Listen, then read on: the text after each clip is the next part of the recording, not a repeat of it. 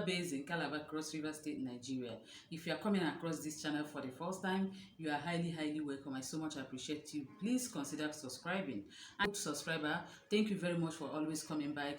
I don't take your love for granted, for always watching my video, always commenting, always liking it, always sharing it. I so much appreciate you guys. Thank you very much for coming back. So in today's video, we are going to be talking about the cost of living here in Calabar, Cross River State, where I reside. And in case you don't know, it's one of the cities in Nigeria and is the capital of Cross River State, located at south part of Nigeria. Here, if you are considering relocating to Calabar, or you have been wondering what the cost of living is here in Calabar, Cross River State, I'm very much glad to bring it to your doorstep to let you know that this is how cost of living here in Calabar is, in case you have been wondering, you have been imagining, or you are trying to consider relocating here in Calabar, Cross River State. So without wasting much of your time, let's dive into the video. Number one thing we are going to be talking about in terms of cost of living here in Calabar, Cross River State is house rent. Yes, all of us, we know how important house rent is. You can't be homeless. Being homeless is a very difficult thing to deal with. When you are thinking of relocating to a particular time, you have to put into consideration your house rent. How much is it going to cost? How many rooms do I need? So you have to consider all this. And I'm going to tell you what house rent is like in this part of the country, Calabar, Cross River State. So house rent, if you are looking for self-contained, let me start from the small one. If you are going to consider self-contained as a choice of house to live here in Calabar, Cross River State, you should be budgeting from 150 to 400,000. Yes, all of us, we know that there are so many factors that contribute to the amount you are going to pay for a rent. Either the location of the house, the nature of the building, and the kind of landlord that the person has. Yes, these are the first factors that affects house rent in every city. The landlord, is it the type that is very kind, that is very considerate? Some landlord, their house rents are very high. Some landlord, their house rents are very affordable. So it depends on the landlord sometimes. That's what contribute, or what forms you're going to pay for a particular house. Because here in Nigeria, you fix your rent according to how you want. As a landlord, you tell your tenants how much you want to collect. It's not being regulated by anybody here in Nigeria. So every landlord is free to put any amount he or she deem fit for his or her house. So what you have to consider is, what kind of landlord is it? Is it the type that his rent is very cheap or affordable, or is it a type that the rent is up there? So another factor you have to consider is, where is the location that I'm going to live in? Is it the high-end area? Is it the happening place in town, or in a places that are not too developed in the same town? So it affects the amount of money that you're going to pay for your rent. If you are living in the happening places, the busy places, the inside town, you are going to pay more. And if you are living at the exterior part, or at the outskirts of the town, or places that are not too developed, that are not too busy, you are going to pay less. Another thing you have to consider is the nature of the building. Is it well furnished apartment? Is it an apartment that is very tush, well poised kind of apartment? You have your POP, you have your water heater, you have your tiles, expensive tiles, you have the wall is painted with satin paint or stucco paint, well screeded and all that. These are the things that contribute to the amount of rent you are going to pay for a house. So if you are looking for self-contained, you have to budget from 150 to 300,000, depending on the location, depending on all these factors that I just mentioned. Then if you are looking for one bedroom flat, you have to budget from 200 to 400. Yes, it depends. Then if you are looking for two-bedroom flat, you have to budget from 250 to 500. I'm saying this on the average. It does not mean you cannot get two-bedroom flat at 700,000 or 800,000. So if you are getting if you are budgeting for two-bedroom flat, you are going to budget from 250 to 700,000. Yes, there's some places here in Calabar that house rent for two-bedroom flats is up to 700,000 naira, 600,000 naira, depending on all these factors that I have mentioned. Three-bedroom flat, you have to consider from 400,000 naira a month to maybe 800,000 naira, depending on the kind of building, the landlord, and the location. As I have said earlier, these are the factors that affect house rent here in Calabar, Cross River State, and I believe also affect house rent all over the country. So these are the things you have to consider.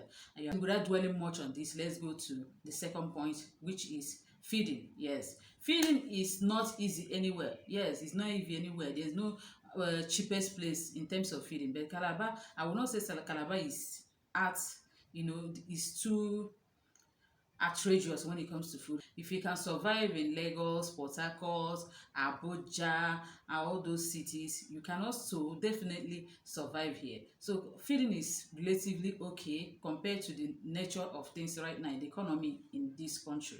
Now, in as much as we know that there's some things that are cheaper here that are not cheaper in other places, and there's some things that are expensive here that are not expensive in other towns. So that is how God made it. Each town cannot have everything. Like here now, crayfish is cheaper than some places in Nigeria. Fresh fish, periwinkle, prawns, and all the rest of all those seafood is relatively cheaper here, or relatively affordable here than other parts of the country. Also, palm oil and all the rest, palm oil, plantain, and garri. So they are relatively cheaper here, but other things are not that cheap. So you have to weigh your options. I'm not saying, to me personally, I don't feel like the reason why you should live where you're staying is because of cost of feeding, because food, cost of food in that particular place, as far as Nigeria is concerned, there's no town that is too cheap when it comes to feeding or food, and there's no town that is too expensive in terms of food or feeding. You just have to weigh your option, cut your coat according to your clothes. So another point that I'm going to talk about is school fees. If you are considering relocating to Calabar, you have children, you are wondering, how am I going to enroll them in school? Who knows how much school fees is going to be? Worry no more. School fees is not over the roof. It's something, it depends on your standard, like I mentioned earlier in this video. It depends on what you want, how you want it. If you want school of 150,000 a term, you can easily get it here in Calabar. If you want school that is okay, 50,000 naira per child every time, you can still get it. If you are looking for cheap ones, you can still get 30 something thousand and they still give you something reasonable for your child. If you are even looking for 20,000, 15,000, 12,000, you get. It all depends on the standard of living you want for yourself or you have been living. So let me say, on the average, if you want an okay school for your child, private school here, those in primary school, nursery and primary school, just consider 60,000 naira or 70,000 naira. 60,000 naira in short, consider 60,000 naira. For those in secondary school, consider 70, 80. If you get it at a lower rate, good. So if you are considering relocating here and you just want an average life for yourself, for your kids, and you want to enroll them in a school, just consider 60,000 for those in nursery and primary school. It might be less, it might be more. Then consider those in secondary school, consider 70, 80 or 60, depending on what you want. Also, school, sometimes what informs the price they pay in school, sometimes the quality of education they render there, sometimes is the location of the school, sometimes is the aesthetics of the school. So you choose what you want and know how to go about it. So another point is transportation. Yes, here in Calabar, transportation is not bad at all compared to other cities in Nigeria. I've been to other cities and I know how much they pay in terms of transportation. So here in Calabar, what we get here is normal. It's even relatively cheaper than what you can get from other cities in Nigeria. Apart from the recent increase in the prices of fuel, we have been enjoying low cost of transportation. We have been enjoying low transport fare here, a very considerate transport fare here in Calabar. But this recent increase in the price of fuel has made everything to be expensive, and also transportation is the first thing to be affected. Transportation is just okay, you don't have problem. And also, if you are coming in with your vehicle and you have been wondering, oh, how am I going to know maintenance, is it not going to be much due to the bad roads? No, Calabar road is not that bad. It's not bad at all. It's not bad, it's not 100% perfect, but it's okay. So you're not going to spend much money in maintaining your car as a result of bad road networks. Last point on my list is electricity. So electricity is not something that is peculiar to this part of the country or to this city. Electricity is almost the same thing everywhere in Nigeria. So if you are living somewhere else, just consider how much you are paying there. Consider it as what you are going to also pay when you come to Calabar. Yes, it's not different from what you are paying there. Even if there's difference, it's not going to be much. So if you are paying every month 10,000 naira where you are staying, just consider 12,000 to be on the safe side as your budget. You might not even spend up to 12, up to 10. You might spend 10, you might spend 12, depending on your consumption and the kind of meter you are using. So that's that for electricity. So with that being said, we have come to the end of this video. Thank you very much for sitting with me, listening to me.